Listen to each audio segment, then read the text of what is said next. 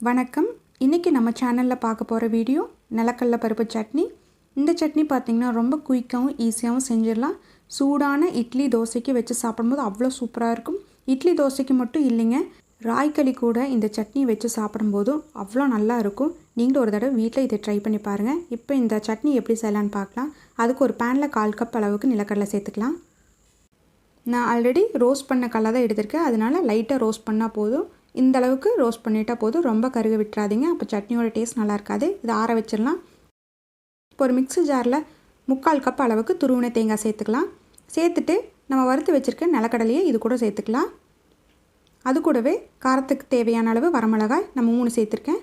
அது கூட 2 பல் பூண்டு, சின்னதாக புளி, இதுக்கு தேவையான அளவு உப்பு சேர்த்துக்கலாம். கொஞ்சமாக தண்ணி சேர்த்துட்டு நம்ம இதையே நல்லா நைஸாக அரைச்சி எடுத்துக்கலாம். இது நல்லா அரைச்சி எடுத்தாச்சு. இதை வேறு பவுலுக்கு மாற்றிக்கலாம்.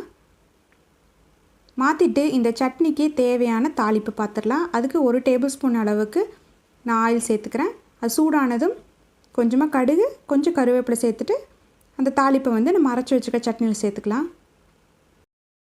இந்த தாளிப்பு கூட கொஞ்சமாக நீங்கள் பெருங்காயத்தூளும் வரமிளகாயும் சேர்த்துக்கலாம். அதோட டேஸ்ட்டும் ரொம்ப நல்லாயிருக்கும்.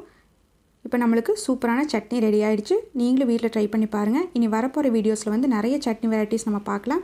நீங்கள் புதுசாக பார்க்குறீங்கன்னா மறக்காமல் நம்ம சேனலை சப்ஸ்கிரைப் பண்ணுங்கள், சப்போர்ட் பண்ணுங்கள்.